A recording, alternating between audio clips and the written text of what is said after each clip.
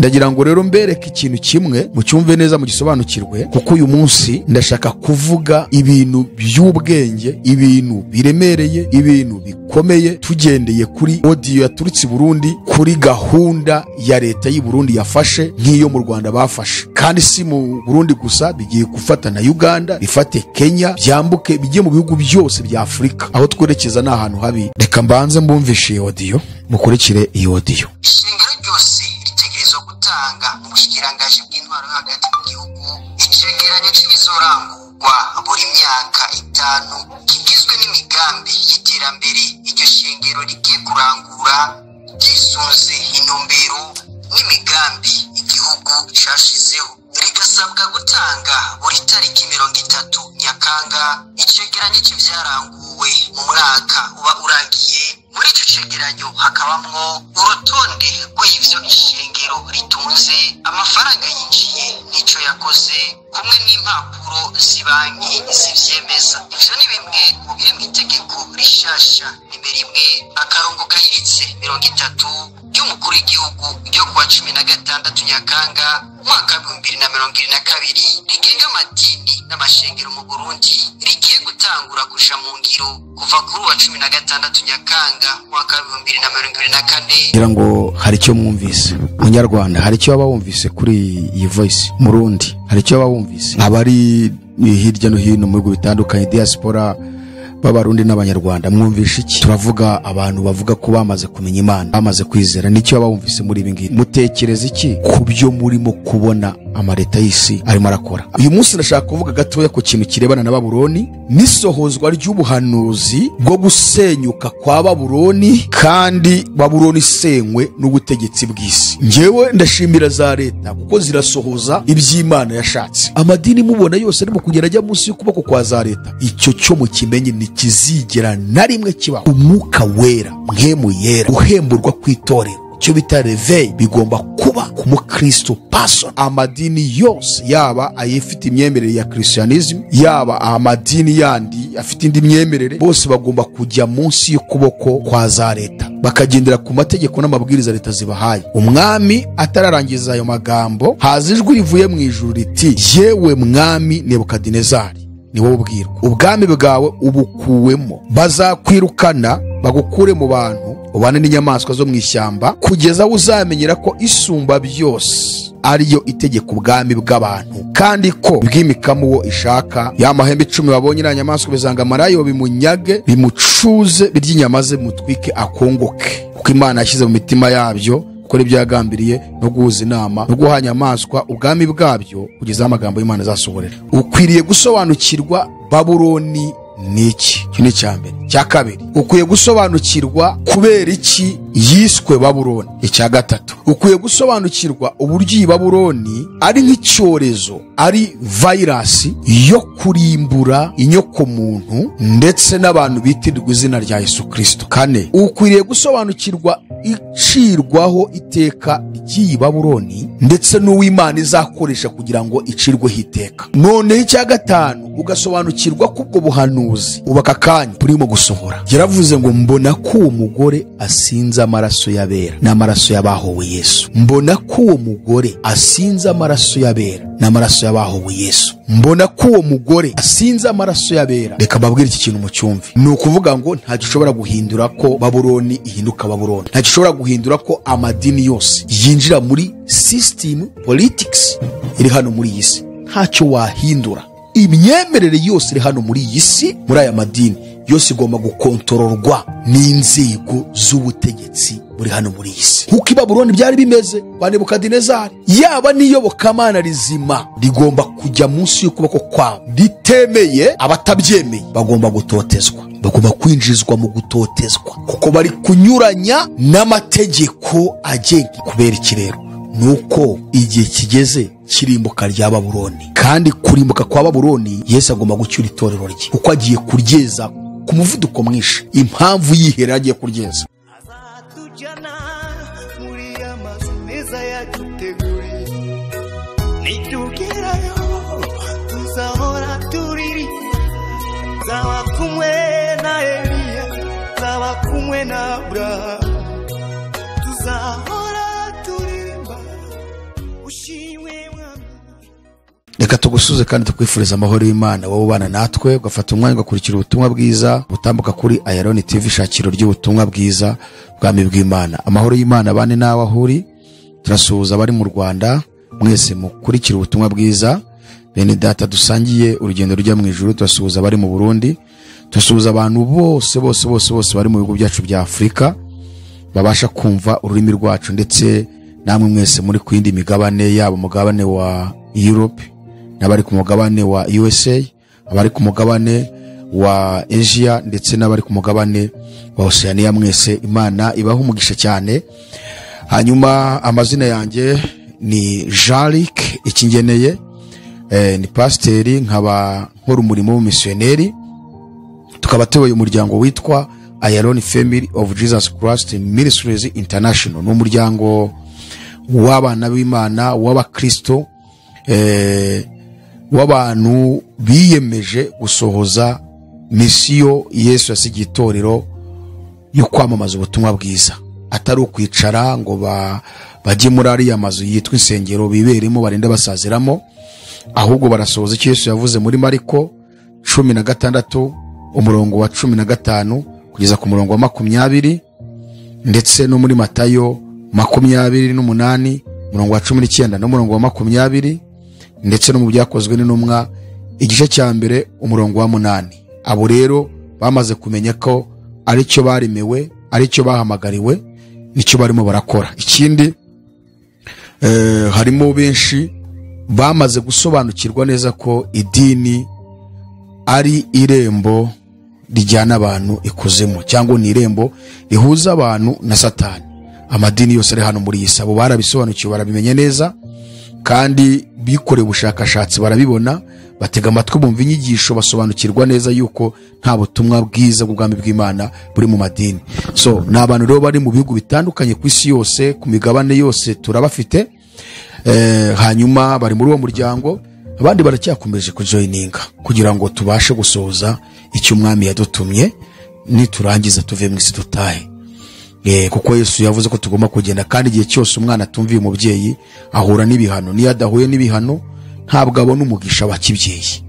Impamvu abantu benshi mu madini batabona umugisha w'Imana nuko abayobozi b'amadini barabajijishije, babagira babo, babahindura abayaya n'abakozi babo, babahindura ababafasha mu bikorwa byabo kugira ngo bateze imbere, ariko ntibabigisha ngo basobanurire niki itorero rihamagarirwa gukora.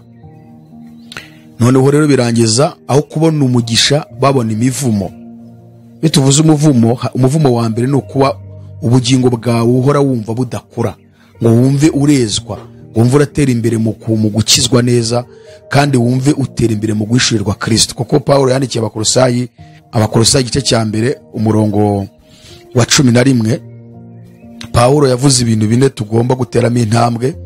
Yaravuze ngo icya mbere mugende uko bikwiriye ab'umwami wacu, icya kabiri mumunezeze muri byose, icya gatatu mwere imbuto z'imirimo myiza yose, icya kane kandi mwunguke kumenya Imana. Hari abantu rero babaye imyaka myinshi mu madini bihorera mu gihombo, baguye muri rose yo kunguka kumenya Imana.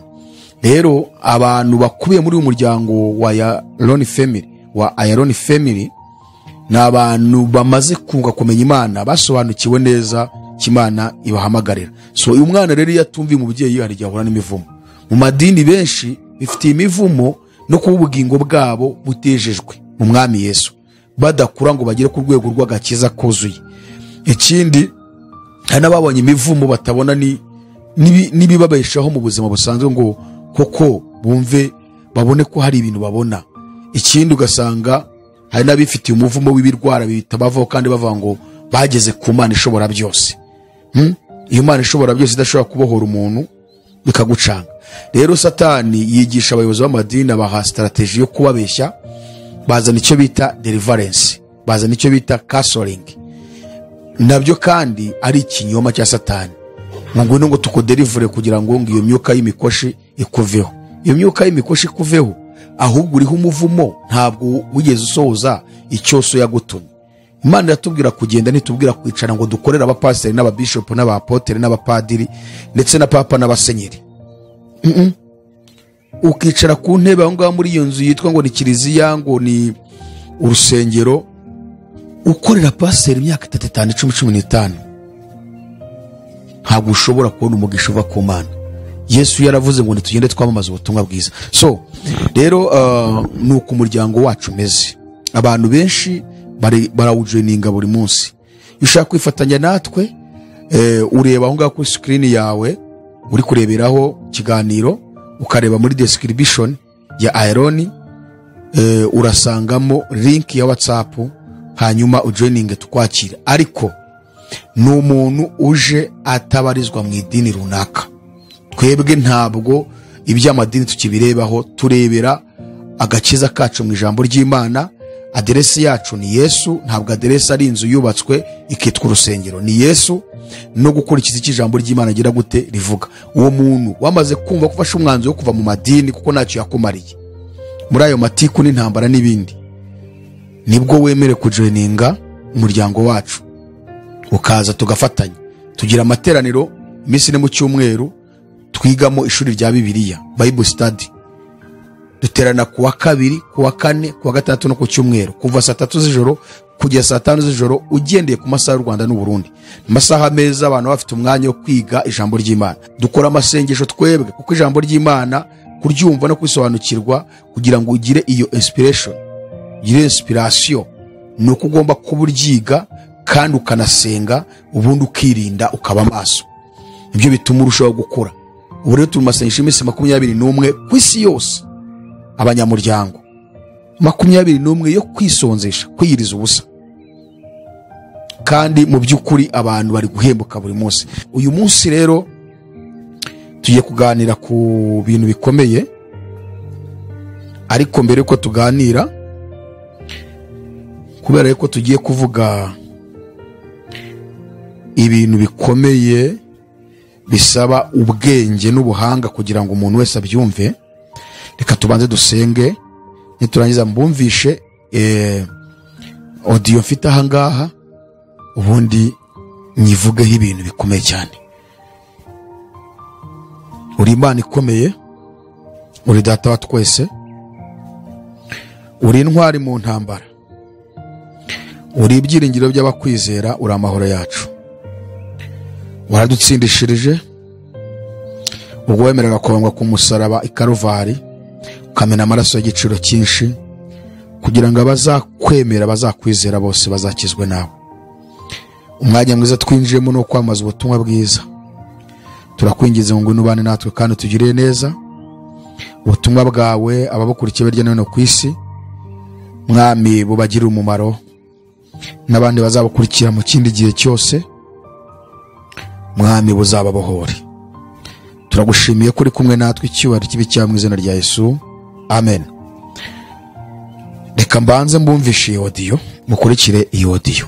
Akaba yagiye aravuga ko uburyo bwo kuyubaka uriko buregeranywa, kuba atawuzusubira kurongora urushengero imbere y'amategeko atarakwiza imyaka 30 canke adafise urupapuro umutsindo wa kaminuza, kandi atari umurundi canke ngo abe umurundi, kandi amafaranga avuye hanze agenewe amadini azobanza gucishwa mu banki y'igihugu. Ni bimwe mu byongewemo mu itegeko rishasha rigiye kugenga amadini n'amashengero mu Burundi. Patrick Hatangimana. Kirazira gutunganya amasengesho mu masaha y'akazi ataruhusha rwatanzwe canke kugira amakoraniro y'amasengesho mu mashuri canke mu nyubakwa ziberamo imanza. Ishengero ryose ritegerezwa kuba rifise ikibanza cyaryo bwite cyo gusengera. Hagati y'amasengero abiri atandukanye hategerezwa kuba hari uburebure bw'ikilometero mu gihugu hagati n'imetero 500 mu gisagara. Ishengero ryose ritegerezwa gutanga mu bushikirangaje bw'intwaro hagati mu gihugu icegeranyo c'ibizorangurwa buri myaka 5 kigizwe n'imigambi y'iterambere iryo shengero rigiye kurangura, gisunze intumbero n'imigambi igihugu cashizeho. Rigasabwa gutanga buri tariki 30 Nyakanga icegeranyo c'ivyaranguwe zateguwe mu mwaka uba urangiye. Muri icyo cegeranyo hakabamwo urutonde rw'ivyo ishengero ritunze, amafaranga yinjiye n'ico yakoze, kumwe n'impapuro z'ibanki zivyemeza. Ivyo ni bimwe mu biri mu itegeko rishasha nimero 1/30 ry'umukuru w'igihugu ryo kuwa 16 Nyakanga mwaka 2022 rigenga amadini n'amashengero mu Burundi, rigiye gutangura kusha mu ngiro kuva kuri wa 16 Nyakanga mwaka 2024, nukuvuga inyuma y'imyaka 2 bitewe ko umukono w'iryo tegeko rishasha rigenga amadini. Kuva ubu kuba umurongozi w'ishengero runaka ntibikiri ivya bose. Userukira ishengero imbere y'amategeko kumwe n'icegera ciwe basabwa ko bafise n'imiburiburi urupapuro rw'umutsindo w'igice ca mbere c'amashuri ya kaminuza, batari munsi y'imyaka 30 y'amavuka. Bategerezwa kandi kuba bafise ubwenegihugu bw'Uburundi kandi baba mu Burundi. Nayo abarongozi b'ibibanza bisengerwamwo bategerezwa kuba barize ivyigwa ndoramana vya Bibiliya canke vy'ikorowani nk'uko tubisanga mu ngingo ya 54 y'iryo tegeko. Iryo tegeko ntiryasize inyuma ibijanye n'inzego n'uburongozi mu mashengero, aho kuja mu burongozi bw'ishengero kutakiri ukwiyadukiza nk'uko tubisanga mu ngingo ya 20. Abarongozi b'amashengero bazoshirwaho habanje kuba amatora, bagatwara mu kiringo c'imyaka 5 gishobora kwisubiriza. Mu gihe ico kiringo kirangiye ariko ntihace yatunganywa amatora mu maguru masha, ubushikirangaje mu vyo bujejwe harimwo amashengero buzoca bwifatira ico kibazo mu minwe kugira amategeko yubahirizwe. Iryo tegeko nyene riragenga ibijanye n'amafaranga, yaba imfashanyo canke ubundi buryo bwose buza bugenewe amashengero, aho ubu bizosabwa ko buri shengero ritanga umuco ku nkomoko y'imfashanyo rironka. Mu gihe ari imfashanyo zigizwe n'amafaranga aje ava hanze y'igihugu, ishengero ritegerezwa kuja kuyamenyesha mu bushikirangaje bw'intwaro yo hagati, kandi ayo mafaranga agategerezwa guca mu banki nkuru y'igihugu, kandi izo mfashanyo zikarangura ico zagenewe. Amadini n'amashengero ategerezwa gutunganya imigambi y'ubutunzi, kubaka amashuri, amavuriro canke ico cose giterera mu iterambere rusangi. Ategerezwa kandi kwama yubahiriza amabwirizwa ajanye no gukingira ikiremwa muntu mu Burundi, co kimwe n'ibwirizwa rigenga amakori n'amatagisi. Ivyo bishitse mu gihe mu Burundi kumwe no mu bindi bihugu bitari bike vya Afrika hariko haribonekeza akajagari mu mashengero menshi atandukanye, indyane, amatati no kwicamwo ibice bikomeza kwiyongera hagati y'abemera Imana imwe. Tutadukiriye n'amakuru. Okay. Ngira ngo hari icyo mwumvise Munyarwanda, hari icyo waba wumvise kuri iyi voice. Murundi hari icyo waba wumvise, abari hirya no hino mu bihugu bitandukanye, diaspora b'Abarundi n'Abanyarwanda, mwumvishe iki? Turavuga abantu bavuga ko bamaze kumenya Imana, bamaze kwizera. Nicyo waba wumvise muri ibi ngibi? Ese mwebwe mutekereza iki kuri ibi? Mutekereza iki ku byo murimo kubona amareta y'isi arimo arakora? Ubushize twabaye ikiganiro turi kubabwira yuko ibyo mu Rwanda barimo barakora byo gufunga icyo bita ngo ni insengero, sibye ko twebwe ntabwo twemera ko ari insengero kuko bira ntabwo bivuga, sibye ko na leta y'u Rwanda ntabwo ibyemera. Narabyumvishe minisitiri arimo arabivuga, ari gusobanura yuko ari amazu, ukabona abanyamakuru baramwemeza ngo ariko ngo n'urusengero. Urusengero ruhe? Bibiliya ivuga ko umuntu ubwe ari we rusengero rw'Imana. Rero narabibabwiye ni mu Rwanda barimo barakora ntabwo bigarukira mu Rwanda gusa, ahubwo bigomba kugera mu bihugu byose bya Afrika, kuko mu bihugu by'Uburayi na za Amerika na za Australia ho byarangiye kera. Amadini yose ari muri iyo migabane, Amerika, Uburayi, Oceania, muri Australia, ni ukuvuga ngo abayobozi bayo bayarimo, abapasitoro, ababishopu, abaposo ni abanyapolitiki, kuko bagendera ku mategeko n'amabwiriza bahawe muri politiki, bahawe n'ubutegetsi, uko bazigisha, uko bazayobora, ibyo bazavuga mu kwigisha, ndetse n'ibindi byose leta ishaka ko bibaho ibyo bashyira mu bikorwa. Cyane ko abari mu bihugu bya Amerika n'Uburayi muri iyo migabane mbabwiye, abayobozi b'amadini bahembwa na leta, ntabwo bo bahembwa n'abakristo batanga ibigira 10 cyangwa ibya 10 batanga amaturo, ariko leta zirabahemba kuko ni abafasha myumvire mu kuyobora abaturage. Kandi magambo, abayobozi b'amadini babafata nk'abantu bakomeye kurenza abapolisi, kuko bo babafasha guhindura mind z'abaturage hatifashishijwe itegeko cyangwa se ibindi bihano runaka, gufungwa n'inkoni n'ibindi. Rero bigatuma bavuga ati aba bantu badufasha, barahembwa. Rero niyo mpamvu iyo ugiye gushinga idini mu Burayi, wenda uri muri Belgique, uri muri Holland cyangwa uri muri Irlande, muri UK, mu bihugu byose by'Uburayi, uri muri USA, ushaka kuritangiza uragenda muri leta bakakuzanira stati y'ibintu byose ugomba gukurikiza byose kuko uri umukozi ugiye guhembwa na leta. Hari ubutumwa bwinshi bw'ukuri abayobozi b'amadini bari muri iyo migabane mbabwiye banze kuvuga, badashobora no kuvuga. Inyigisho zose zirebana n'iherezo ry'isi ntibashobora gupfa kuziterura. Inyigisho zose zirebana no kwihana icyaha ntibashobora gupfa kuziterura. Inyigisho zose zirebana no kuvuga icyaha ngakivuga uko kiri ntibashobora gupfa kuzigisha. Inyigisho zirebana no kwihanisha abantu ngo bakize Yesu umwami n'umukiza w'ubugingo bwabo ntibapfa kubikora. Barigisha gusa ibintu byaho ngaho, bakarangiza basengera abantu, ariko kuvuga ngo barahamagara umuntu baze bamwatuze Yesu, we yature Yesu kamwakiriye, ntibikipfa kuba kuko barabibujijwe. Inyigisho zirebana no kugaruka kwa Yesu ntago bapfa kuzigisha. Igitabo cy'ibyahishuwe na Danieli ni mu gicuku, yabo ubwabo ntibari banabisobanukiwe, ariko n'ababisobanukiwemo gakeya ntabwo bemerewe kubyigisha. Ndavuga abantu bari kuri iyo migabane: Uburayi, Amerika, Oceania, Aziya. Ho amadini yaho ni amadini y'abanyapolitike, kuko ni amadini ya gakondo, ni amadini akorana n'ibigirwamana, akorana n'abadayimoni, kandi ayo madini niyemewe muri leta. Urugero, nko mu Buhinde basenga imana miliyoni 32. Ubwo se miliyoni 32 wamenya hari imana y'igiti, imana y'ipusi, imana y'inkende, imana y'inka n'ibindi. Ariko ibyo byose bikaba bishyigikiwe na leta. Ushatse kuzana ibya Yesu barakwica. N'abari iyo b'abakristo bahora mu ntambara nyinshi, bamwe baricwa, abandi iyo bateranye babatera amabuye.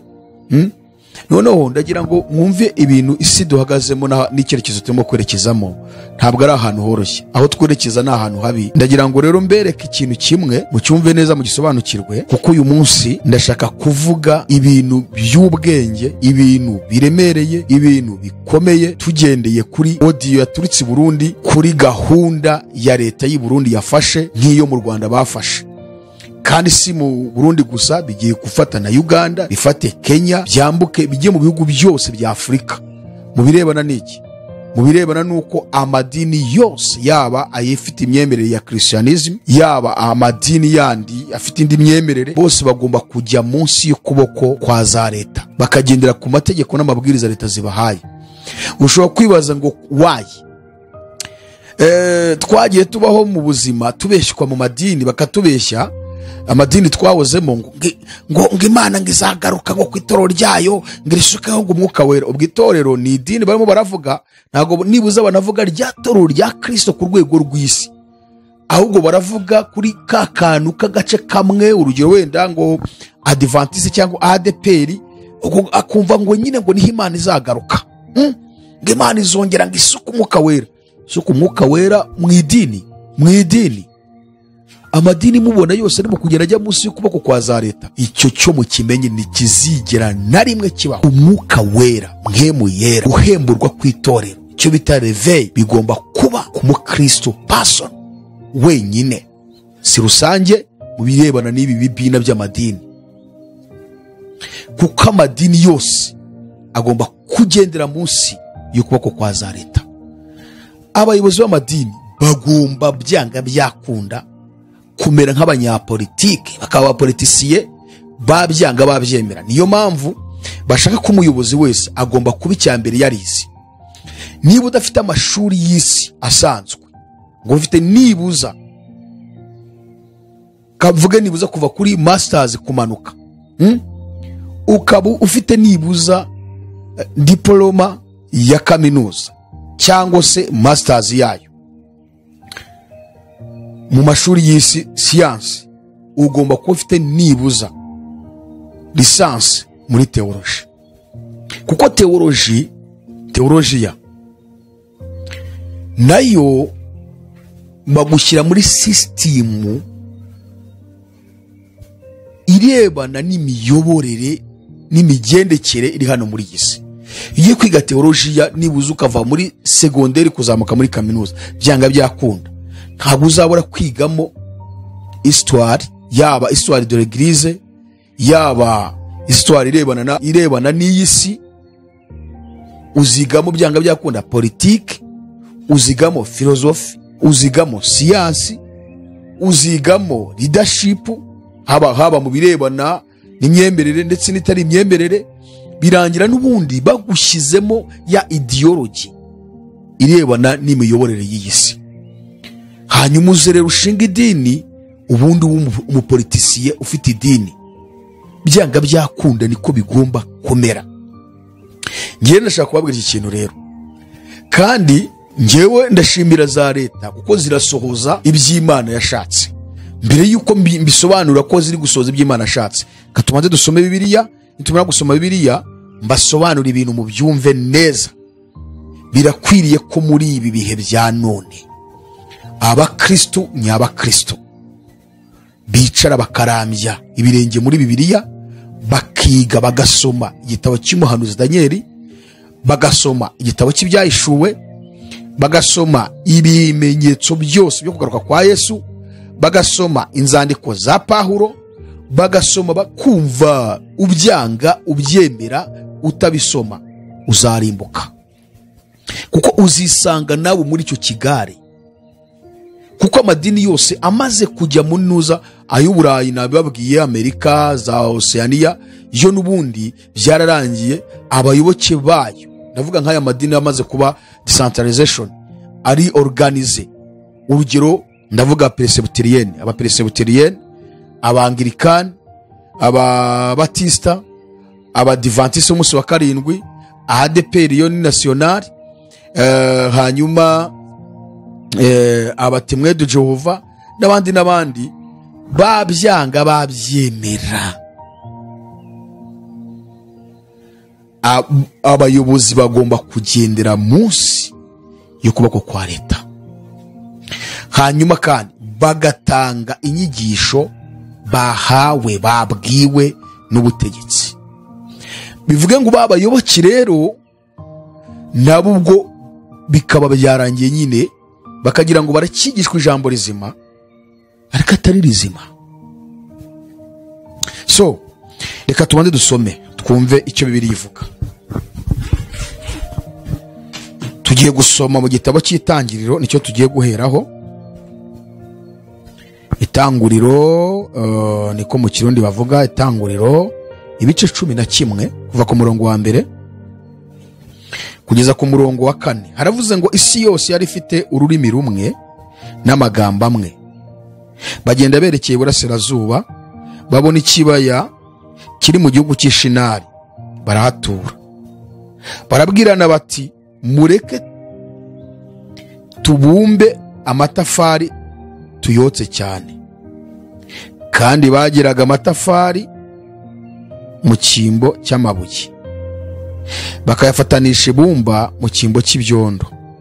Baravuga bati, mureke twiyubakire umudugudu n'inzu y'amatafari ndende izagera ku ijuru, kugira ngo twibonere izina rimenyekana, twe gutatanira gukwira mu isi yose, nguko ijambo ry'Imana rivuga. Igitabo cy'umuhanuzi Danieli, igitabo cy'umuhanuzi Danieli igice cya 4 umurongo 26 niho tugiye gusoma kugira ngo twumve icyo Imana ivugana natwe. Igitabo cy'umuhanuzi Danieli, igitabo cy'umuhanuzi Danieli, hanyuma twiyumvire ubuhanuzi kuntu abantu benshi bagiye bagafatwa bugwate kugeza barundutse bakagera ikuzimu. 26 turageza ku murongo 28 haravuze ngo, cyangwa reka duhere ku murongo 25.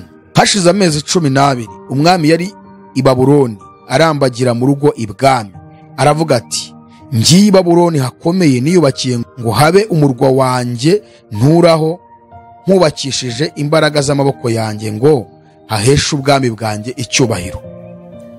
Umwami atararangiza ayo magambo, haza ijwi rivuye mu ijuru riti, yewe mwami Nebukadinezari, ni wowe ubwirwa, ubwami bwawe ubukuwemo, bazakwirukana bagukure mu bantu, ubane n'inyamaswa zo mu ishyamba, kugeza aho uzamenyera ko isumba byose ariyo itegeka ubwami bw'abantu, kandi ko bwimikamo uwo ishaka. Amen.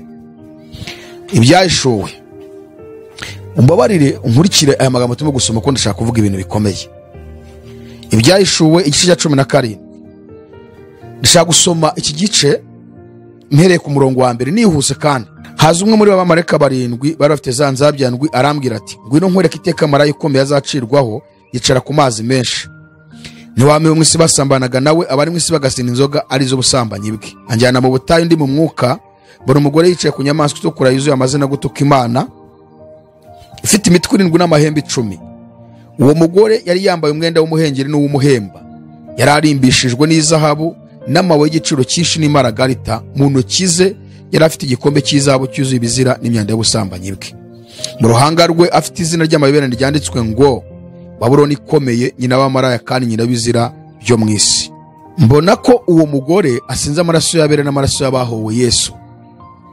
Mubonye ndatangara cyane. Marayika arambaza ati, niki kigutangaje? Reka nkumenere ibanga ry'uriya mugore n'inyamaswa imwe ifite imitwe 7 n'amahembe 10. Iyo nyamaswa ubonye yahozeho, nyamara ntikiriho, kandi ijye kuzamuka ivi kuzimu, ijye kurimbuka. Abari mu isi amazina yabatanditswe mu gitabo cy'ubugingo uhereye kuremwa kw'isi, bazatangara babonye iyo nyamaswa yahozeho ikaba itakiriho kandi ikazongera kubaho. Aha niho hakwiriye ubwenge n'ubuhanga. Iyo mitwe 7 niyo misozi 7 umugore yicaraho, kandi niyo bami 7. Abatanu baraguye, umwe ariho undi ntaraza, kandi naza azaba akwiriye kumara igihe gito. Ya nyamaswa yari ikaba itakiriho, iyo ubwayo ni uwa 8, nyamara kandi n'umwe muri babandi 7, kandi arajya kurimbuka. Ya mahembe 10 babonye niyo bami 10 batarima, ariko bahabwa gutegekera hamwe na nyamaswa nk'abami kumara isaha imwe. Abo bahuje inama baha ya nyamaswa imbaraga zabo n'ubutware bwabo. Bazarwanya umwana w'intama, ariko umwana w'intama azabanesha, kuko ari we mutware utwara abatware n'umwami w'abami, kandi abari hamwe nawe bahamagawe, batoranijwe, bacyanutse, bazayinesha. 15. Nuko arambwira ati, ya mazi wabonye wa maraya yicaraho niyo moko n'amateraniro y'abantu n'amahanga ndetse n'indimi. Ya mahembe 10 babonye na nyamaswa bizanga maraya bimunyage, bimucuze, birya inyama ze, mutwike, akongoke, kuko Imana yashyize mu mitima yabyo gukora ibyo yagambiriye, no guhuza inama no guha nyamaswa ubwami bwabyo, kugeza amagambo y'Imana azasohorera. Wa mugore wabonye ni wa mudugudu ukomeye utegeka abami bo mu isi. Ndashaka kuvuga kuri iki kintu kugira ngo mucyumve neza. Umurongo wa 15 kugeza ku murongo wa 17 ndibo hagaruke cyane hano mu Byahishuwe. Kubera iki dusomye amagambo? Tubonye Babuloni mu bihe bigeze muri 3. Uyu munsi ndashaka kuvuga gatoya ku kintu kirebana na Babuloni, n'isohozwa ry'ubuhanuzi bwo gusenyuka kwa Babuloni, kandi Babuloni isenywe n'ubutegetsi bw'isi. Muri magambo, ukwiriye gusobanukirwa Babuloni niki. Cyo ni cyambere. Cya kabiri, ukwiye gusobanukirwa kubera iki yiswe Babuloni. Icya gatatu, ukwiye gusobanukirwa uburyo iyi Babuloni ari nk'icyorezo, ari virus yo kurimbura inyoko muntu ndetse n'abantu bitirirwa izina rya Yesu Kristo. Kane, ukwiriye gusobanukirwa icirwaho iteka ry'iyi Babuloni ndetse n'uw'Imana izakoresha kugira ngo icirweho iteka. None icya gatanu, ugasobanukirwa kubwo buhanuzi ubaka kanya burimo gusohora. Babuloni iri kugenda isatira indunduro yayo. Abana b'Imana, itorero rya Kristo Yesu, bari kugenda bayishurirwa neza Babuloni cyari cyo, kandi bagira umwete wo gukuramo akarenge kabo. Hanyuma kandi bitabujije ko hari na benshi bagomba kurimbukira muri iyo Babuloni. Dusomye Babuloni ivugwa mu gitabo cy'Itanguriro ibice 11, yitwa ngo ni Babeli. Iki ni igihe cya bene Shemu na Hamu na Yafeti, abahungu ba Nowa barokotse umwuzure wabayeho ubwo Imana arimburaga isi yo mu gihe cya Nowa. Shemu, Hamu na Yafeti nibo baje kubyara baraguka ba benshi. Ijambo ry'Imana tubwira yuko Imana irema mu ntego yari ifite kwari kugira ngo abantu bakwira isi yose, kabiri kwari kugira ngo babashe gutwara isi, gatatu kwari kugira ngo bamenyekanishe Imana bose bayimenye muri bo. Aba bantu rero bo kuri Nowa, bakomoka kuri Nowa, kuri abahungu batatu, baratubwiye ngo isi yose yari ifite ururimi rumwe.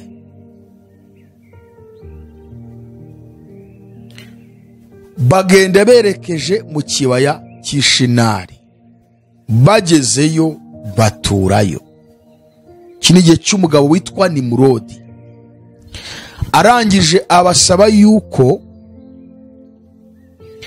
bakwiyubakira inzu y'amatafari ndende ikora ku ijuru, akaba ariho batura. Bashakaga gukora ibintu bitatu byo kurogoya umugambi w'Imana. Ni ibihe rero? Icya mbere, hari harimo gushaka kugomera Imana, kugomera umugambi w'Imana wo gukwirakwira ku isi yose. Intego y'Imana mu kurema umuntu ni uko bagombaga gukwira isi yose. Igitabo cy'Itangiriro igice cya mbere umurongo wa 23 kugeza 28. Icya kabiri ko kugira ngo umuntu atware iby'Imana yaremye byose. Ntabwo rero umuntu yagomba kuba ari ahantu hamwe ngabashe kuyobora. Urugero, umuntu aba ari muri Afurika ayobora ibiri muri Amerika. Byanga byakunda abantu babyare bororoke bakwira isi, hanyuma kandi bayobore ibintu byose biri mu isi. Iki gihe rero cyane Nimurodi bashatse guhagarika uwo mugambi. Twigumira ahangaha nituva, amavu yo gutatanira ku isi, twubaka umunara, inzu y'amatafari ndende ikora ku ijuru, ariyo duturamo, twe gutatanira ku isi. Urumva rero bashaka kugomera itegeko ry'Imana, ni ukugomera Imana mu kwanga gutatanira ku isi, gukwirakwira isi yose. Icya kabiri, icya mbere mbabwiye ko kwari kwanga gukwira isi yose. Icya kabiri kwari kugira ngo biyubakire izina rimenyekana. Niko havuga, niko batubwiye ngo twiyubakire izina rimenyekana ku isi yose. Icya gatatu kwari kuburizamo kumenyekana ku izina ry'Uwiteka. Ntabwo bashaka ku izina ry'Uwiteka rimenyekana. Niyo mpamvu ngo Nimurodi nabo bari kumwe ngo bashaka ku izina ryabo ari ryo rimenyekana. Bubaka umunara, baguma hamwe, kandi mu ntego y'Imana ishaka ko bakwira isi yose bakayitwara kandi bakayimenekanisha ku isi yose. Iyi shusho niyo shusho iri muri iki kintu cyitwa amadini. Amadini bubatse ikintu cyitwa umunara, banga gukwirakwira isi yose ngo bamamaze ubutumwa bwiza bw'ubwami. Hari akantu kitwa, navuga ngo ni nk'utuzu bagiye bubaka bafite abayobozi babahagarariye.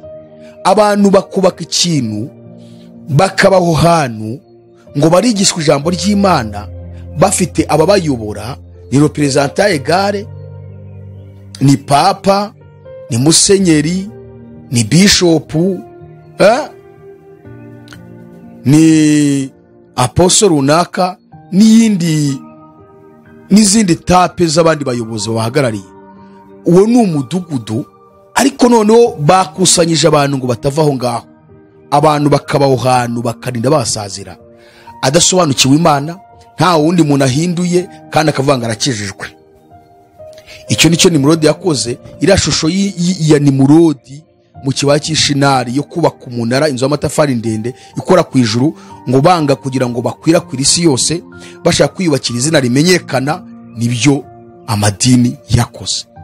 Niyo mpamvu bikora bagatangiza organization, bagakora titire y'izina ryabo, ubundi bagashaka uburyo bwose bamenyekana mu bantu kubw'iyo titire bashyizeho. Ubundi ababishop bakajya gushaka izindi mbaraga z'umwijima, bakajya kwifatanya n'abanyapolitiki, bakajya kwitangaza makuru kugira ngo bubake izina rimenyekane. Impamvu bamwe mwumva ngo turabo kwa kanaka, turabo muri ADPR suru bitaramenyekanye, turabo muri Adventiste yamenyekanye ku isi yose se, turabo kwa Gitwaza yamenyekanye ku isi yose se, turabo kwa Apostle Masaso yamenyekanye ku isi yose se, turabakanaka. Urumva niyo ntego yo kubaka izina rimenyekana. Iki mu cyumve.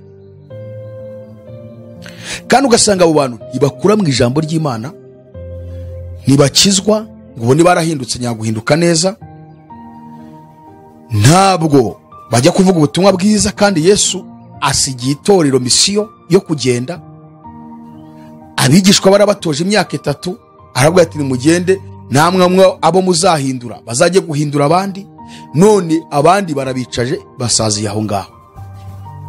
Nshaka kubereka ishusho y'aya madini uburyo ari ya shusho yo kwa Nimurodi. Noneho rero batubwiye ngo bagiye mu kibaya cy'Ishinari ahitwa Babeli. Babeli ni nayo Babuloni. Babeli bisobanura iki rero, cyangwa Babuloni bisobanura iki? Ubundi Babuloni bisobanura urujijo, ariko ijambo urujijo rishaka kurisobanura mu buryo bwimbitse kugira ngo muryumve neza. Ubundi Babeli cyangwa se Babuloni, ubwo ngiye gukora definition, ngiye gutanga definition y'iri jambo mu buryo bwagutse. Babeli cyangwa se Babuloni bisobanura ibintu bitatu. Icyambere bisobanura urudubi mu myemerere, kunyuranya mu myumvire, akajagari mu kwemera Bibiliya. Sinzi niba ibi bintu mubyumvise neza. Icyambere ni urudubi mu myemerere, kabiri kunyuranya mu myumvire, gatatu akajagari mu kwemera Bibiliya. Niyo mpamvu ibyo abadive bemera abarokore sibyo bemera, ibyo ababahayi bemera sibyo abapantekote bemera, ibyo abakatolike bemera sibyo abatimwe de Jehova bemera, ibyo abatimwe de Jehova bemera sibyo aba Branamu bemera, aribo bitwa ngo nabageni ba Yesu. Mbega Babuloni cyangwa se Babeli bisobanura urudubi mu myemerere, kunyuranya mu myumvire, akajagari mu kwemera Bibiliya. Kuko itorero rya Kristo rya nyaryo, ishusho yaryo tuyisanga hano muri kitabo cyitwa Bibiliya. Icyo ni cyambere. Cya kabiri, itorero rya Kristo rya nyaryo rirahuza mu ijambo ry'Imana. Ibyo mvuze ako kanyu uhita wumva ari ukuri, kandi nawe ibyo uvuze hahita numva ni ukuri, kandi ubutumwa bwabo bushingiye muri handitswe ngo. Ibyo bavuga byose bishingiye muri handitswe ngo. Ntabwo ari ukuvuga ngo udidibuze ibigambo bivuge ufate isaha yose urimo uravuga, nta hantu uragaragaza muri Bibiliya mu byo urimo uravuga. Abo rero ubutumwa bwiza bavuga bwose barirefera, batanga verse biblique kugira ngo kwizera kw'abumvise kube guhamye, gushikamye ku rutare ari rwo Yesu Kristo. Rushikamye, babe bashikamye mu ijambo ry'Imana. So Babuloni bisobanura urudubi mu myemerere, kunyuranya mu myumvire, akajagari mu kwemera Bibiliya. Nibyo muri kubona muri aya madini rero. Icyitonderwa rero, Bibiliya igaragaza Babuloni mu bihe bitatu. Babuloni ya mbere bayitweretse nk'umudugudu. Itangiriro igice cya 11 kuva ku murongo wa 1 kugeza ku murongo wa 4. Bose isi yose ngo yavugaga ururimi rumwe, bagenda berekeza mu kibaya cy'Ishinari. Bagezeyo baravuga ati mureke twiyubakire inzu y'amatafari ndende ikora ku ijuru, ariko tureke gukwirakwira ku isi yose kandi twiyubakire izina rimenyekana ku isi yose. Aha, urumva iyi batweretse Babuloni nk'umudugudu. Bibiliya yongeye katugaragariza nanone Babuloni nk'ubutegetsi. Turabisomye kwa Danieli ibice 4 kuva ku murongo 25 kugeza ku murongo 28. Iyi ni Babuloni yubatswe n'umugabo witwa Nebukadinezari hariya muri Iraq. Yubatse umurwa munini, umurwa wubatse hejuru y'uruzi rwa Ufurati. Uru ruzi n'uruzi runini cyane ko ubuhanuzi bugaragaza ko rumaze gukama, ko Bibiliya ivuga ko mbere yuko Yesu agaruka rugomba gukama kugira ngo inzira y'abami baturuka iburasirazuba yitegurwe, bava iburasirazuba bajya gutera Isiraheli. So aba bami baturuka iburasirazuba n'ibindi tuzabyiga, ariko uru ruzi rumaze gukama neza. Uruzi rwa Ufurati, iki kiganiro twagitambukije inshuro zigeze muri 2. Uruzi rwa Ufurati rumaze gukama, kandi uru ruzi gukama kwarwo ngo nukugira ngo inzira y'abami baturuka iburasirazuba yitegurwe. Byahishuwe igice cya 16 kuva ku murongo wa 12 kugeza ku murongo wa 16. So uyu murwa wa Babuloni wari wubatse ku ruzi runini rwa Ufurati. Nebukadinezari yawubatse mu buryo buhanitse. Tuzababwira, hari igihe tuzakora ikiganiro cyo kubabwira ubunini bw'uyu murwa, birometero byawo cyangwa se kilometero cyawo. Tuzababwira metero kare z'uyu murwa, tuzababwira inkike zari ziwubatse, ubunini bwazo, uburebure bwazo, byose tuzabasobanurira n'ubwiza wari ufite. Ariko kubera ukuntu wari umeze, wateye Nebukadinezari kugira ubwibone. Ushobora kubaza ngo kuki Nebukadinezari yubatse uyu murwa ungana utya, ufite ubwiza, kugeza ubwo nawe umuteye ubwibone akavuga ngo ngiyi Babuloni yanjye hakomeye niyubakiye, ngo habe umurwa wanjye nturamo, ngo mpubakishije n'amaboko yanjye. Kuko akimara kubivuga ngo ijwi ryahise rimanuka, nta muhanuzi waje, nta ntumwa Imana yatumye, ahubwo Imana ubwayo niyo yavuze. Nebukadinezari arayiyumvira ubwe. Yewe Nebukadinezari we, uhereye uyu munsi ubwami bwawe ubukuwemo, uzajya kurisha mu ishyamba nk'inyamaswa, kugeza igihe uzamenyera yuko Uwiteka Nyiringabo, Imana ishobora byose, ariyo yimika ubwami, ariyo ishyizeho ubwami, kandi igashyiraho uwo ishaka, igakuraho uwo ishaka. So Nebukadinezari kubaka uyu murwa, intego yari afite ni nk'iyuriya, ni nk'iyabariya tubonye mu gitabo cy'Itangiriro mu kibaya cy'Ishinari. Yubatse umurwa kugira ngo abashe kwigarura isi yose, kandi abantu benshi abakusanyirize hamwe, abayoborere icyarimwe, bagendere ku mategeko ye, amabwiriza ye, ku muco wa Babuloni, ariwo bagenderaho, kuyobokamana rimwe, byose bibe bihagarariwe na Nebukadinezari. Niyo mpamvu amaze kurangiza yatangiye kwirukanka ku isi yose yigarurira ibihugu, birangira ageze no mu gihugu cya Isiraheli. Afata Abayuda muri 605 mbere y'ivuka rya Yesu. Bayuda bose arabajyana, ajya kubiyegereza. Arangije kubajyana, aba ashaka uburyo bwose yabahindura ngo abavanemo iyobokamana rizima, bayoboka iyobokamana rye. Babuloni yo kwa Nebukadinezari, ndavuga Babuloni iriya nyine yo mu mateka ya kera, yari leta ikomatanije idini na politiki. Akantu mukumve ndagasubiramo. Babuloni ya Nebukadinezari yari leta ikomatanije idini na politiki, ikagira insengero inini n'intoya zirenga 1000. Ni ukuvuga ngo ntabwo wavuga ngo ryari iyobokamana rya nyaryo, ahubwo iyobokamana ry'i Babuloni ryari rivanze na politike ya Babuloni. Niyo mpamvu yari yarashyizeho abahanuzi be, abacunnyi, abakarudaya, abakora ubushakashatsi ku nyenyeri, abakora ubushakashatsi ku kwezi, abakora ubushakashatsi ku zuba, abakora ubushakashatsi mu bicu, bari bafite amashuri menshi biga ku bintu birebana n'iyobokamana, kumenya ibihe uko bizasimburana, igihe imvura igwira, igihe izuba rivira, nuko byari bimeze. Noneho bakaza kandi bakabisensibiliza mu bantu bose bari muri ayo materaniro. Kumbi biragendera kuri politike ya hehe y'i Babuloni.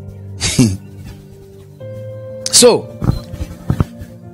arangije ashaka kugira ngo asenye noneho ni iyobokamana rya nyaryo rizima.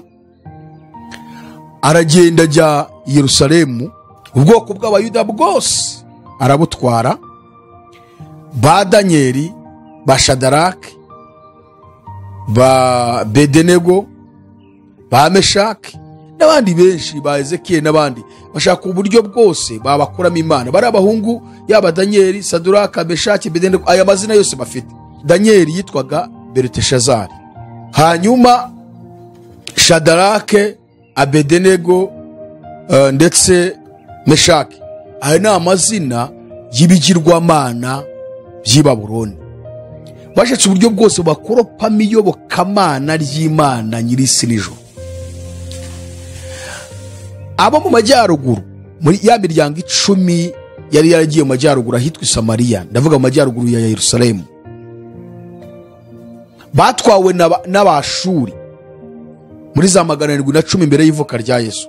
Ariko Nebukadinezari amaze kwigarurira isi muri iyo myaka, muri kuva muri za 600 kumanuka hasi,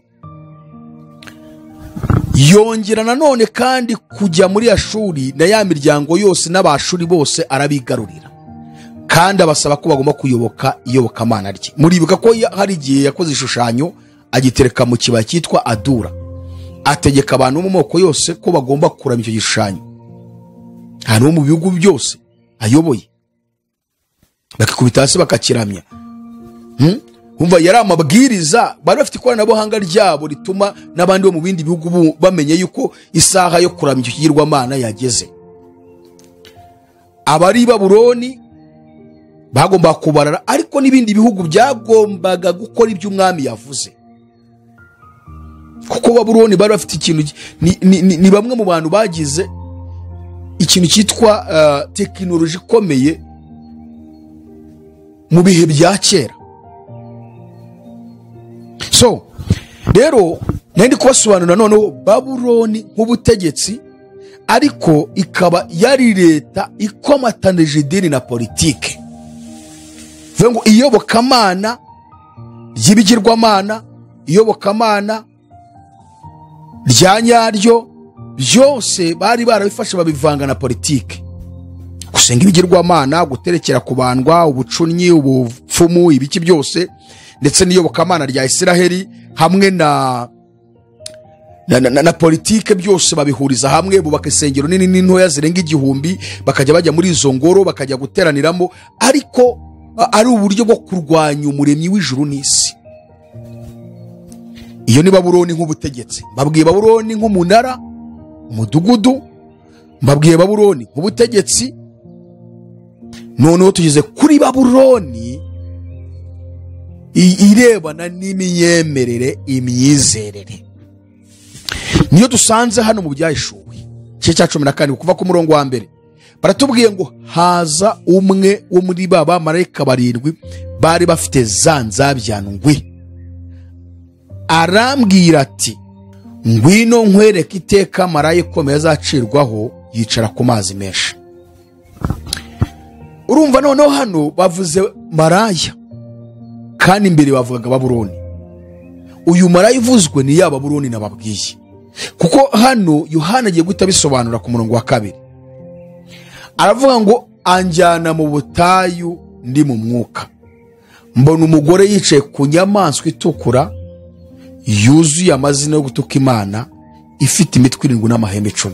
Urumva arabwiwe ngo ngwino nkwereke iteka marayika ukomeye azacirwaho yicara ku mazi menshi. Ni w'abami bo mu isi basambanaga nawe, abari mu isi bagasena inzoga arizo busambanyi bwe. Anjyana mu butayu ndi mu mwuka, mbona umugore yicaye ku nyamaswa itukura yuzuye amazina yo gutuka Imana, ifite imitwe 7 n'amahembe 10. Aravuga ngo uwo mugore yari yambaye umwenda w'umuhengeri n'uw'umuhemba, arimbishijwe n'izahabu n'imaragarita n'amabuye y'igiciro cyinshi. Mu ntoki ze yari afite igikombe cy'izahabu cyuzuye ibizira n'imyanda y'ubusambanyi bwe. Mu ruhanga rwe afite izina ry'amayoberane ryanditswe ngo, ahantu muhumve cyane, mu ruhanga rwe ngo afite izina ry'amayoberane ryanditswe ngo Babuloni ikomeye, nyina w'abamaraya kandi nyina w'ibizira byo mu isi.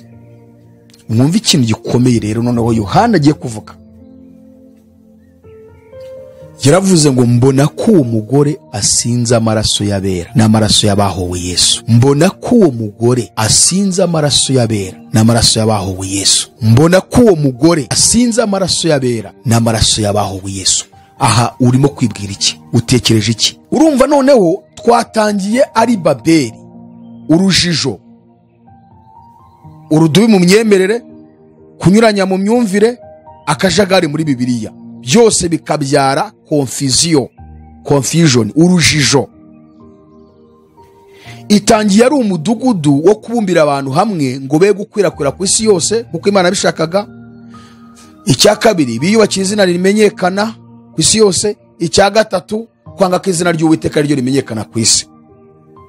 Nebukadinezari yubatse umurwa nawe, arangije abakusanya bose kugira ngo yubake izina rimenyekana. Nayo mpamvu yivuze ngo ngiyi Babuloni yanjye hakomeye niyubakiye n'ukwanjye kuboko ngo waheshe izina ryanjye icyubahiro. Haheshe izina ryanjye iki? Ntabwo ari izina ry'Uwiteka ngo rihabwe icyubahiro, ntabwo ari izina ry'Uwiteka ngo rimenyekane, ahubwo niwe rimenyekane kandi ryo rihabwe icyubahiro. None wakusanya amoko yose kugeza ubwo yinjira n'ubwoko bw'Imana bwa Isiraheli, nabwo arabwiyegereza ngo be gukwira isi yose, ngo bagire imico yabo, bagire iyobokamana ryabo, ahubwo bagendere ku iyobokamana rye kandi bagendere kuri politike ye kandi bagendere ku cyo bita ideology, imyumvire yose, ibyo avuze babyumve. Imico uba ari umuco uturuka i Babuloni. Noneho tubonye noneho rero iyi Babuloni yiswe umugore w'umumaraya. Yiswe umugore w'umumaraya. Ahubwo ushobora kwibaza kuki uyu mugore w'umumaraya noneho Yohana mubonye yicaye hejuru y'inyamaswa itukura yuzuye amazina yo gutuka Imana kandi ikaba ifite imitwe 7 n'amahembe 10. Kuki Yohana avuze ngo, kuki Yohana marayika mubwiye ngo ngwino nkwereke iteka maraya ukomeye azacirwaho? Vuga azacirwaho. Kabiri, amubona ni ikintu gikomeye. Amubona mu ruhanga rwanditseho ngo Babuloni ikomeye, nyina w'abamaraya kandi nyina w'ibizira byose byo mu isi. Gatatu, amubonye ikindi kintu gikomeye. Amubonanye igikombe cy'izahabu cyuzuye ibizira n'imyanda y'ubusambanyi bwe. Kane, amubonye ikindi gikomeye. Ngabonye asinze amaraso y'abera n'amaraso y'abahowe Yesu. Uyu mugore noneho uvuzwa cyangwa ibabona ivuzwa aha, ntabwo noneho ikiri umudugudu wubatswe, ntabwo ikiri umurwa nk'ubutegetsi kwa Nebukadineza, ahubwo noneho ni Babuloni ishingiye ku birebana n'imyemerere. Imyemerere bya bindi byose byatangiye ari nk'urujijo, biraje noneho byikubise muri Babuloni biruzura neza. Urudubi mu myemerere, kunyuranya mu myumvire, akajagari mu kwemera Bibiliya. Niyo mpamvu Perezida wa Repubulika y'u Rwanda avuze ngo aka kajagari singashaka, nongeye bivuge ngo singashaka. Niyo mpamvu Perezida w'u Burundi nawe avuze ngo aka kajagari singashaka. N'ubu Uganda araje avuze ngo aka kajagari singashaka. N'uwa Kenya agiye kubivuga ngo aka kajagari singashaka. N'uwa South Africa agiye kuvuga ngo aka kajagari singashaka. N'uwa Zambia, n'uwa Zimbabwe, n'uwa Maroc, n'uwa Tanzania, n'uwa Madagascar, n'uwa bose bagomba kuvuga ngo akajagani tugashaka. I Burayi bo barabirangije baragaciye, muri Amerika barabirangije baragaciye. Ariko nivuga ngo barabirangije mutagira ngo amadini ntahari, ahubwo bamaze nyine kujya muri systeme nyine. Ukuvuga ngo ya Babuloni yo kwa Nebukadineza yabasohoyeho icyo bita imitegekere politike ikomatanyije n'iby'idini. Kuvuga ngo iyobokamana na politike bamaze kubihuza. Abatabyemera bagomba gufunga burundu. Aha ndaza kugaruka mbereke kubera iki bigomba kubaho kandi bikomeje kubaho, bizakomeza kubaho nihe mpamvu. Ubuhanuzi niko buvuga, ntacyo wahindura. Reka mbabwire iki kintu mu cyumve. Ni ukuvuga ngo ntacyo ushobora guhindura ko Babuloni ihinduka Babuloni, ntacyo ushobora guhindura ko amadini yose yinjira muri system politics iri hano muri iyi si. Ntacyo wahindura. Imyemerere yose iri hano muri iyi si, muri aya madini yose igomba gukontororwa n'inzego z'ubutegetsi buri hano muri iyi si, nk'uko i Babuloni byari bimeze kwa Nebukadinezari. Yaba n'iyobokamana rizima rigomba kujya munsi y'ukuboko kwabo, ritemeye abatabyemeye bagomba gutotezwa, bagomba kwinjizwa mu gutotezwa, kuko bari kunyuranya n'amategeko agenga ibihugu by'iwabo. Babaye ibigande, bagandiye za leta, bari gusuzugura ibyo leta ivuga, bari kuviyora amategeko ya za leta. Bagomba gufatirwa iki? Mbarigo. Aha naho tuzakomeza tubereka noneho icyo bita gutotezwa kw'abera, gutotezwa kw'itorero, kurenganywa kw'itorero, suruse y'itorero mu gutotezwa, suruse yo gutotezwa kw'itorero. Mu byumve neza, mu bisobanukirwa. So iyi Babuloni ivuzwa aha rero mu byahishuwe noneho rero ni ikintu bita urudubi mu myemerere, kunyuranya mu myumvire, akajagari mu kwemera Bibiliya. Ni ukuvuga ngo ni uruhurirane rw'imyemerere yose iri hano muri iyi si ikomatanije na politike z'isi. Mu gihe cy'Abayuda Yesu aza, bari barafashe iyobokamana barihuza na politike y'Abaroma. Nuko byari bimeze. Niyo mpamvu Yesu agiye kwicwa babwiye Pilato ngo mubambe. Pilato ati nta cyaha mubonaho, icyakoza bamukubite bamurekura agende. Baramubwira Abayuda ngo dufite itegeko kwa Kaisari. Turamubwira ko warigomeye wanze kumva icyo tukubwiye. Pilato agira ubwoba, yemera kubamba Yesu. Murumva iyobokamana rya Kiyahudi yari ryaramaze kwihuza na politike y'Abaroma. Mu gutoteza intumwa ni b'Abayuda bafatanyaga n'Abaroma bakabatoteza. Mu gutoteza bakurikiye intumwa mu kinyejana cya kabiri cya gatatu ni b'Abayuda bakomeje gufatanya na leta ya Roma gutoteza Abakristo. Iyo ni Babuloni itari yagukange kuri isi yose. Uyu munsi noneho rero bifashe isi yose, kuko imyemerere ya Christianism, abantu bose bemera Yesu Kristo ko ari umwami n'umukiza, bamaze kugera hafi muri miliyari 4. Ugiye muri statistique y'umubare w'abantu bamaze kugera ku isi, mubare w'abatuye isi baragera muri miliyari 8. Noneho rero abafite imyemerere irebana na Christianism bari muri miliyari hafi 3 n'igice zirenga. Murumva ko rero biri ku isi yose. Ibi bintu rero nubwo bahari ntabwo bemerana, ni urudubi mu myemerere, ni akajagari mu myumvire. Ntabwo duhuza mu kumva neza iki gitabo kandi twese tugikoresha. Ni ukunyuranya mu kwemera Bibiliya. Icyo nicyo cyitwa Babuloni. iyo hajeho ngo ikomeye nuko noneho cyabaye ikintu gikwiriye isi yose.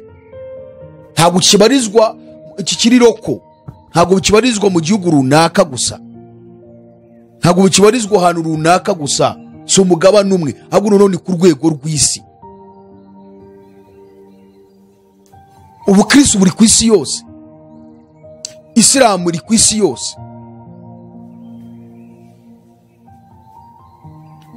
n'aya madini amaze kwaguka, Abahindu, Ababudiste.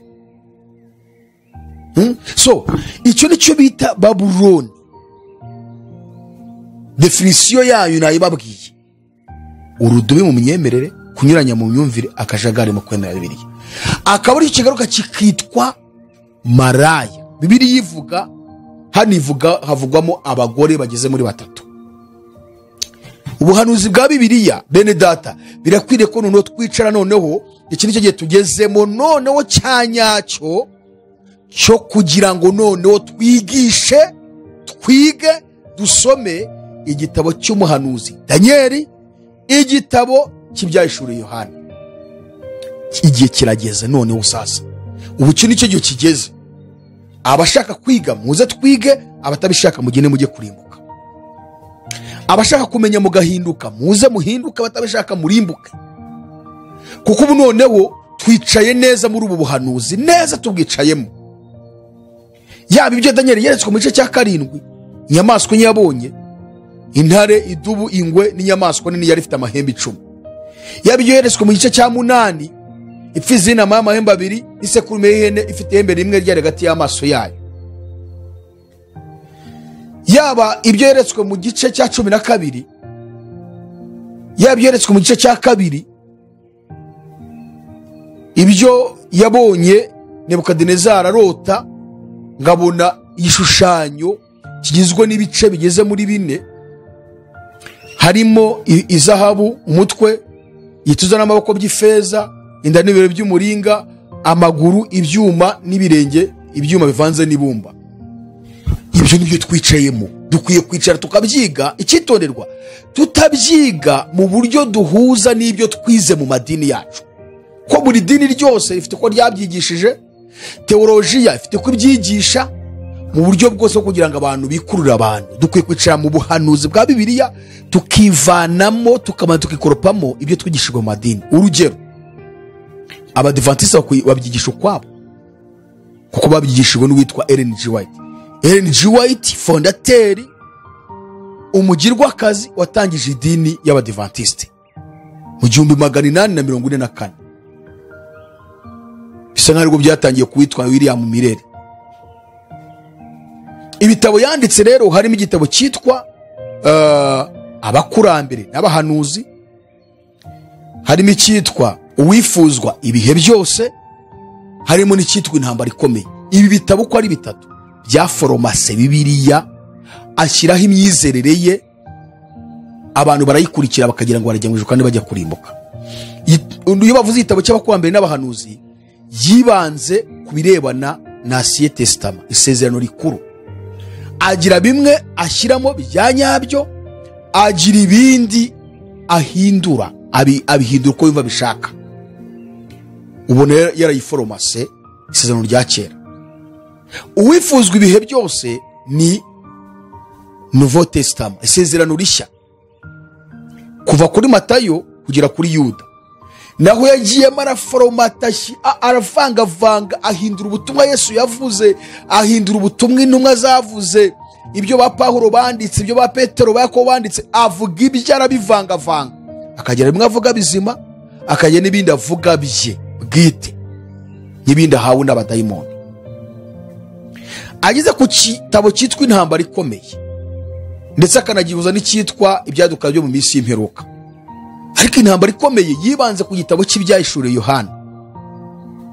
Igitabo cy'ibyahishuriwe Yohana, uyu mugore yakigiyemo arakivangavanga, yigisha ibintu, akabifata iminsi akayishyira mu myaka, aravangavanga. Abadiventiste aho nabo barahayobeye. So niba ushaka kumenya ukuri kw'ijambo ry'Imana, reka kufata ibyo wigishijwe mu idini kuko wasanze rihari, uze wicare muri Bibiliya usenge wiyirize ubusa ufate amasengesho menshi ubwire Yesu ngo ndashaka kumva Bibiliya ari wowe uyinyigishije. Niba bishoboka ukaza tukarebana face to face uze, ariko ndashaka kumenya none hari wowe unyigishije bidaciye kundi muntu uwo ari we wese, kandi ufatemo igihe urambye nkuko abahanuzi ba kera barambyaga mu buhanuzi mu bitabo bagasoma. Nibwo uzamenya ukuri. Igihe kirageze kugira ngo abantu mwicare mwige igitabo cy'Ibyahishuwe. Igihe kirageze kugira ngo abantu mwicare mwige igitabo cy'umuhanuzi Daniel, mutagendeye kubyo teoloji yigisha, mutagendeye kubyo mwigishijwe mu madini. Ellen G. White ageze ahangaha ku Byahishuwe yarabivanze ndetse no kuri Daniel. Avuze inyamaswa none harabyica. Aravuga ati rero inyamaswa ni ubupapa, igishushanyo cy'inyamaswa ni ubuprotestanti, ikimenyetso cy'inyamaswa ni icyumweru. Ariko man, beneda ibyo byose birakura cya kintu cyitwa urudubi mu myemerere, kunyuranya mu myumvire, akajagari mu kwemera Bibiliya. Umudiva arakubwira ati jyewe ndi umuntu wahawe ukuri kuzuye, kudahindurwa, kutavuguruzwa. Niba mutemeye ibyo nemeye muzarimbuka. Umutemwe de Jehova akubwira ati jyewe ndi umuntu wamenye ukuri kuzuye, menya neza yuko tuzatura mu isi nshya, uko isi yubakwa buri munsi ariko ugenda ihinduka paradizo. Iri terambere mubona mu isi ni isi iri kugenda ihinduka nshya. Mu ijuru hazajya 144 byonyine by'abantu ba Israeli yo mu mwuka, abandi mwese muzaguma hano mu isi. Uko ni ukuri utahinyura. Umuntu ukaraka kubwira ati no, dore uko birivuga abantu bazatura mu isi ariko si iyi ngiyi, kandi bazagera no mu ijuru bubashye Imana. Wowe urumva iki? So icyo shaka kuvuga rero ni iki mu gusoza, mu gusubika ko nashaka inyigisho tuyiga neza. Nasaga nk'umuntu uri gukora introduction kugira ngo twumve inyigisho neza, mubyumve neza, mubisobanukirwe neza, mwumve ko amadini yose ku rwego rw'isi yose agomba kujya munsi yo kuboko kwa leta. Abayobozi bayo n'abayoboke bagomba kugendera ku mabwiriza leta zibaha. Kubera iki rero?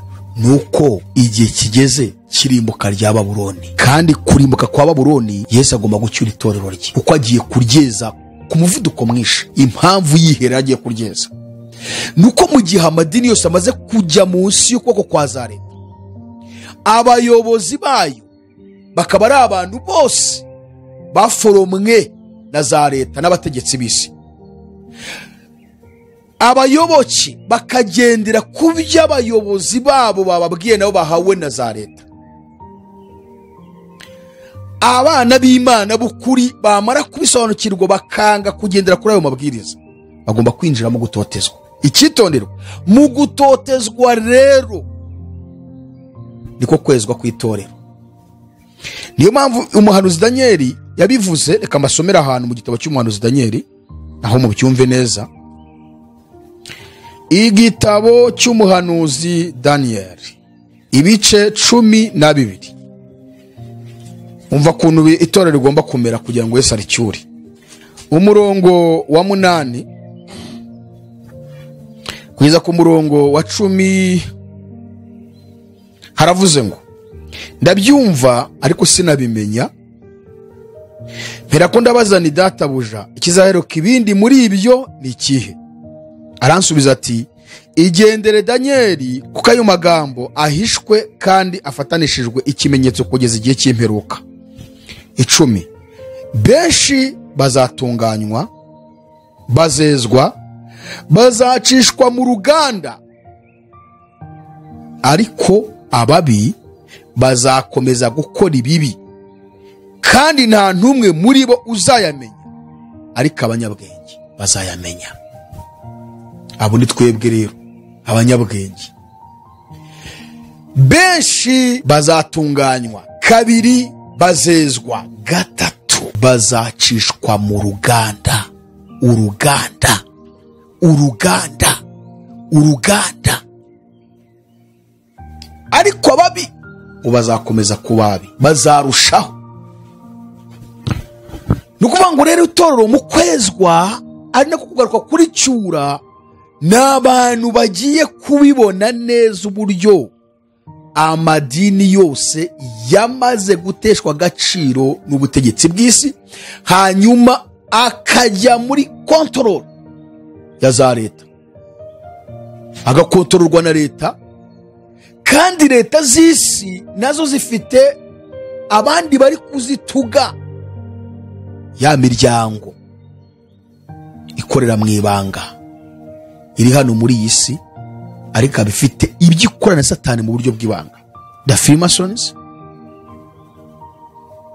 Illuminati, abajesuiti, abaroze kuruwa, n'indi miryango ihari ikorana na Satani mu ibanga, ndetse n'igishushanyo gihagarariye ubutegetsi bwa Antikristo hano muri iyi si. Antikristo uyu nguyu ugiye kuyobora cyitwa UN, umuryango w'abibumbye.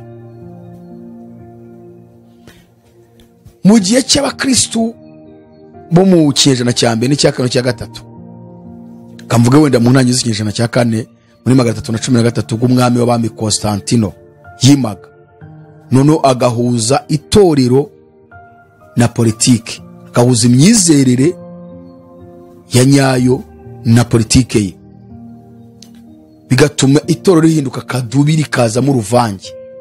Hari abakristo benshi basohoka muri ibyo bigare, muri ibyo bimeze gutyo, ko Constantine yategetse yuko abantu bose bagomba gukurikira Imana y'abakristo. Abantu bose binjira mu bukristo atari uko bagiye gukizwa, ahubwo ari itegeko ry'umwami, kuko hari hashyizweho n'ibihano byinshi, no kubona akazi, no kubona ibirayi, no kubona iki, wagomba kuba ari uko nawe ugaragara nk'umukristo. Abantu binjira mu itorero, binjirana ibigirwamana, binjirana kamere zabo, binjirana ubujura, binjirana amoko, binjirana ubusambanyi, binjirana inzangano, binjirana ubugome bwose. Kandi bagezemo batangiye guhabwa ubupasiteri, batangiye guhabwa ubwa aposo, kuko bajijutse, batangiye guhabwa imyanya. Abizera babibonye bukuri bagenda basesurukamo, benshi bajya kubera mu butayu bwo mu Misiri, ari naho bandikiye Bibiliya cyane. Abandi batangira gutotezwa kandi baricwa. Uko niko bigomba kumera, byanga byakunda. Niyo mpamvu ibiri Yesu abivuga mu Byahishuwe 18:4 ngo bwoko bwanjye nimusohoke muri Babuloni, muyivemo, kugira ngo mwe kwifatanya n'ibyaha byawo, mwe guhabwa no ku bihano byawo, kuko ibyaha byaho byarundanijwe bikagera ku Mana. Urumva, bwoko bwanjye nimusohoke, musohoke. Ukimara kumva Babuloni cyari cyo, urudubi rw'amadini yose, yaba ya Gikristo, yaba ya gipagani, byose, bwoko bwanjye nimusohoke muri Babuloni, kugira mwe kwifatanya n'ibyaha byawo, mwe guhabwa no ku bihano byawo. Ukimara kumva rero Babuloni, menya ngo nyine birakwiriye.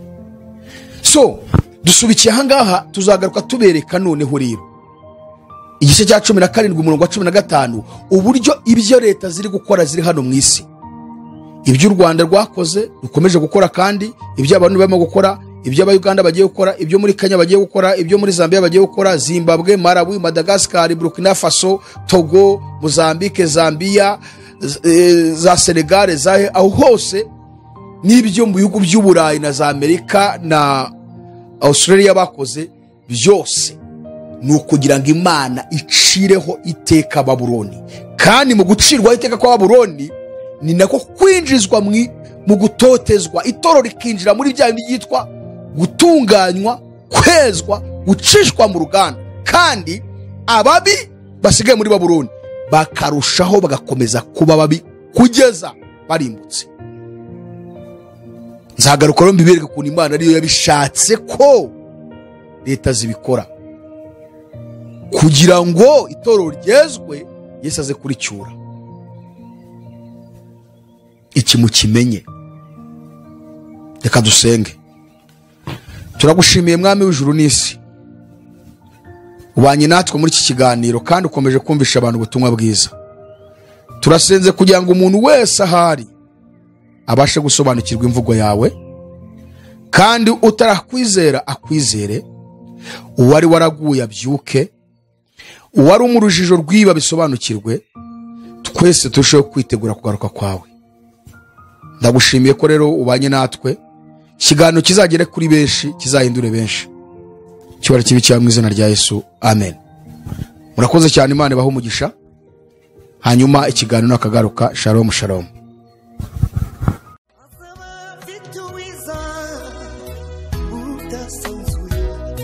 Azaba afite ingororano yo guhema buri wese, guhana n'imirimo yakoreye hano ku isi.